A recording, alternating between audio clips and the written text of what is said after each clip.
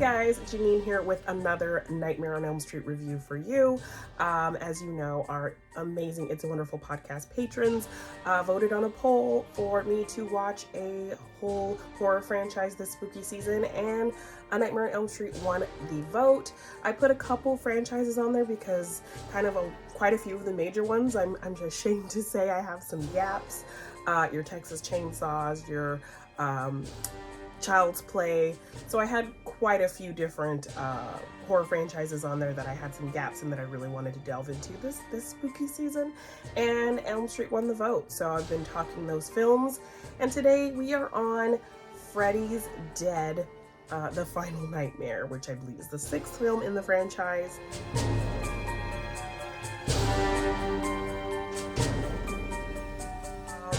Kind of knew we were already going downhill once we got to 5, The Dream Child. That one was just not a great film. If you want to see my full thoughts, you can check out the review right here on this channel. But I'm talking about the next film, Freddy's Dead, The Final Nightmare. Yeah, this movie was not good. And I mean, even the worst of the Friday the 13th films I had fun with. I binged that whole series last year, and even kind of the really weird ones I had a lot of fun with.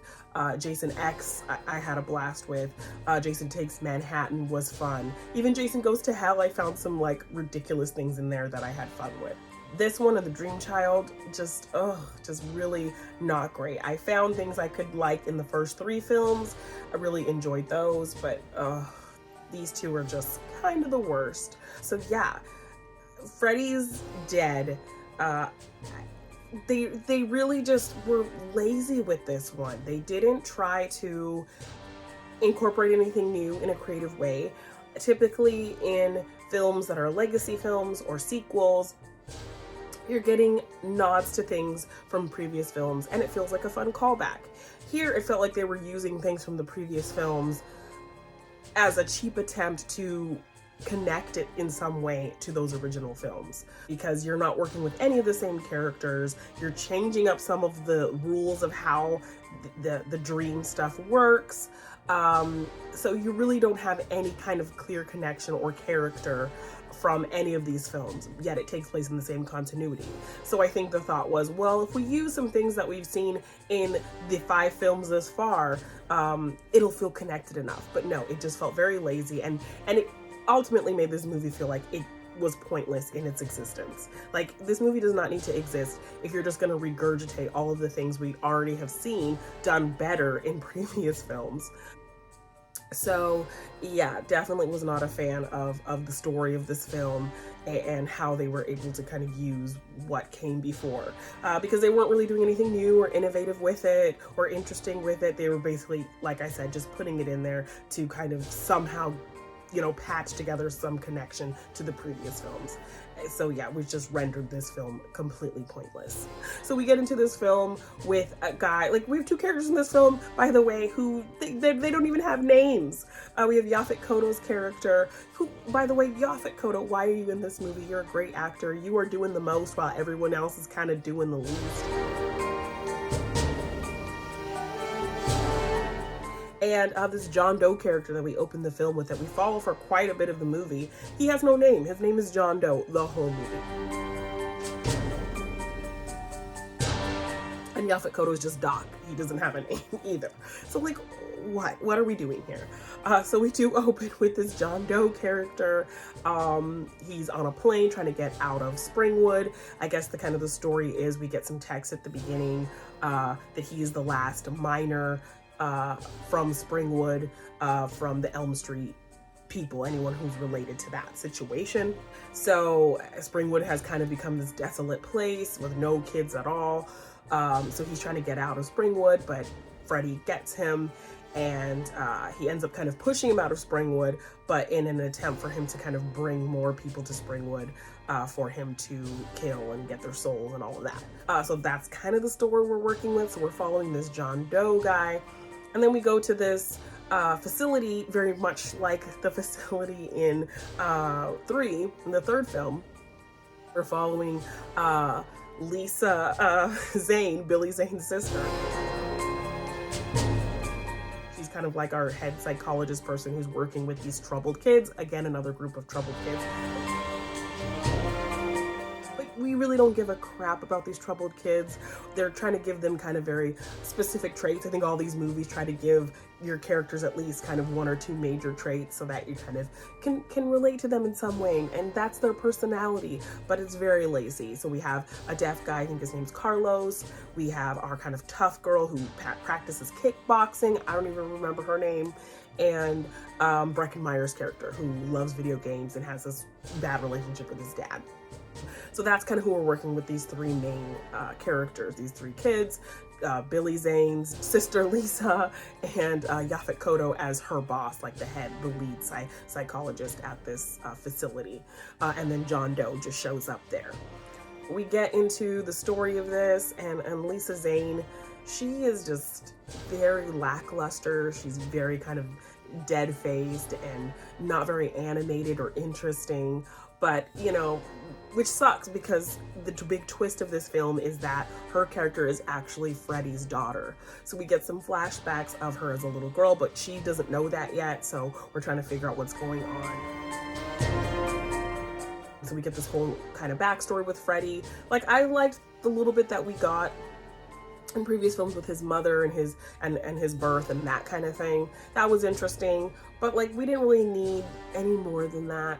But they're giving us this backstory that he had a wife and he killed his wife, and his daughter witnessed it and they took her away from him. So really his ultimate plan with this John Doe guy was to get him to get the daughter to Springwood so that he could get his daughter, but they don't even really explain why he needs her, why he wants her. Like, they could have done a whole thing where like, oh, you know, he's losing his powers, he's weakened, so he needs that familial relation to help him get his powers back or something. Like, they could have done so much more than what they did if they were going to go that route, and they just didn't. So they don't even really, I think, explain why he wants his daughter. Like, why does he need her back? Like, they don't really get into any of that. He just wants his daughter back. And you don't see Freddy as like some kind of like loving father that would want her for the reasons that just because she's his loving daughter, because by the end of the film he's trying to kill her like everyone else. So yeah, like that felt very pointless and just kind of a thing that was supposed to be a cool twist, but it really was not that interesting. So John Doe, he ends up, you know, with these kids in this facility, and yeah, him and Lisa Zane are kind of off doing their own thing. They all go to Springwood, and it's like this kind of dead town. They go to this fair. Like, all of this very much looks like it was filmed on the Universal lot, because all of these places don't feel really look like fake facades of places. Again, they're doing things that we've seen in the other films, the trying to drive somewhere but you're just driving in an endless loop. That was something that I think we saw in part 4, and I think by the end they do realize that, you know, if you get a hold of Freddy, you can pull him out of your dream into the real world, which is what Nancy did in the first film. But then again, they're also doing other things to kind of break rules. We have a situation where some characters need to go into the dream world to help another character. And, you know, we've established that, okay, we had Kristen who had a special ability to bring people in her dreams. Then they tried to establish with Alice that, you know, if somebody was killed in the dream world, if she had like a token of theirs or something, then she gained their abilities once they died. But now they're just throwing in there, hey, if you just meditate deep enough, that'll get you into the dream world. Like, what? And then we have bodies disappearing after they die. Typically, like, if Freddy kills somebody, we see their body die in the real world, but bodies are just disappearing once Freddy kills them. We also get the Elm Street house again, which, why is there so much emphasis on the Elm Street house? I talked about this in a previous review. Like, it literally was just Nancy's house. It wasn't like any kind of significant thing to Freddy specifically. We had other kids who died on Elm Street. Johnny Depp died on Elm Street. Why is his house not this special iconic house? So yeah, I'm not sure why they keep bringing up the iconography of the Elm Street house like it's the Myers house or something. That always just feels very silly that they push that in every film. And the deaths weren't even that fun. I think we got a couple like flashback deaths that were like nothing. I think the coolest death was probably Carlos's, because he was deaf character, so he has a hearing aid, and but his death was so drawn out. It was so long and drawn out.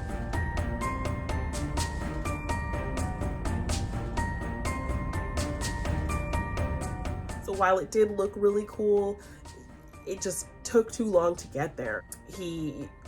Freddy like turns his hearing aid into some like creepy thing that makes his hearing like super strong, and so he starts making all these sounds to mess with him. But before that, he's like putting a Q-tip through his head and following him around when he can't hear, and like just is very drawn out.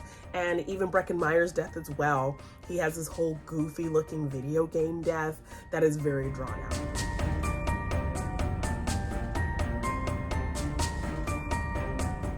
Fun and not cool. It just looks ridiculous. So we weren't getting as many cool deaths as the other films. They just felt like they went on way too long. So definitely was not a fan of that. Because like even in some other films that weren't great, the deaths were at least fun and kind of cool and interesting. These were not that. So it didn't really have that going for it either. I liked Yaphet Kotto beating Freddy's ass with the bat. That was kind of fun. Kind of disliked anything Yaphet Kotto was doing because I'm like, why is he in this movie? But you're great, and why are you here though? Yeah, I did like seeing him beat Freddy up with a bat. That was pretty funny. But yeah, again, you just don't care about any of these people. Like even with Alice and her friend group and all of that, I didn't really care about them either. So then you're going into this film with a whole new set of people and you just really don't give a crap. There's some random cameos thrown in here. We have Roseanne Barr and Tom Arnold popping up in the Springwood scene.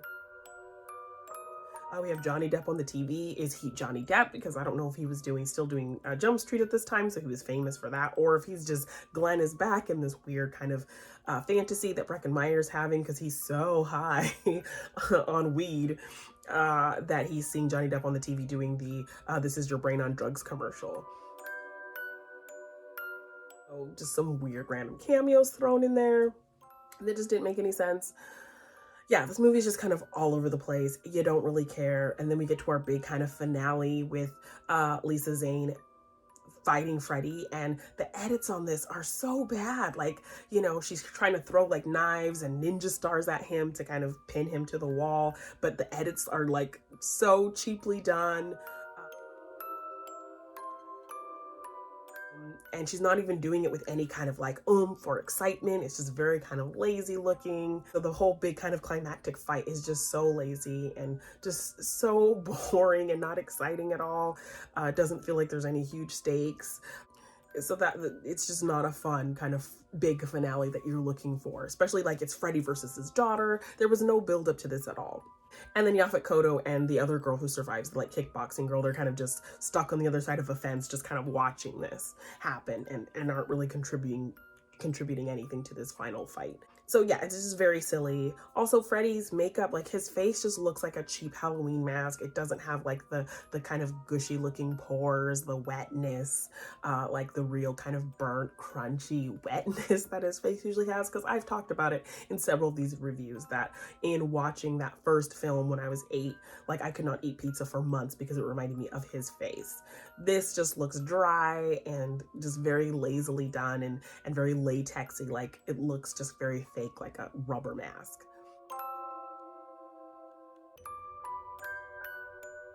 So I was not a fan of kind of the cheapy Freddy makeup.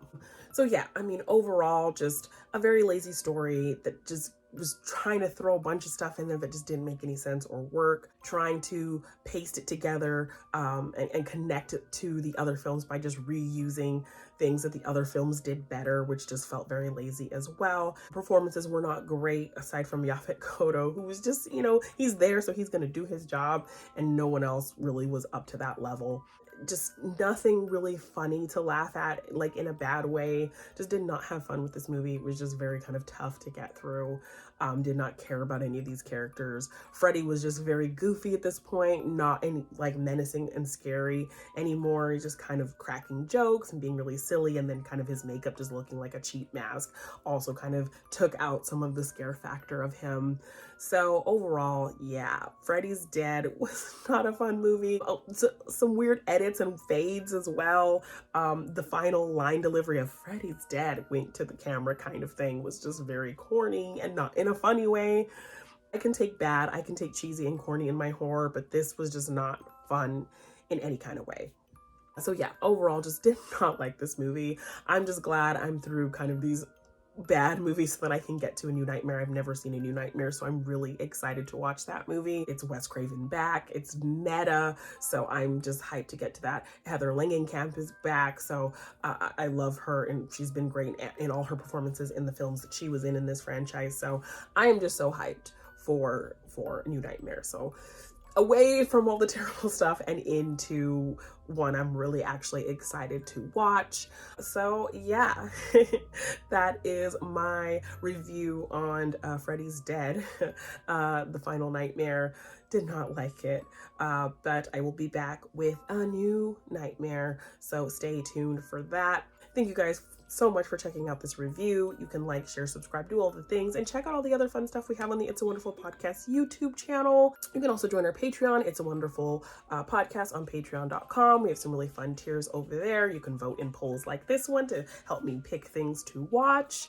You can find the show on Twitter at It's a Wonderful One. You can find me on Twitter at Janine Devine _ Janine Devine on Instagram and TikTok. And just thank you guys so much for checking this out. We have the It's a Wonderful Podcast feed as well. You can check out our 3 shows over there: Monday Madness, Morgan Hasn't Seen, and It's a Wonderful Podcast. So please go check that out as well. All the plugs done. Thank you guys again so much for checking out this review, and I will see you in the next one.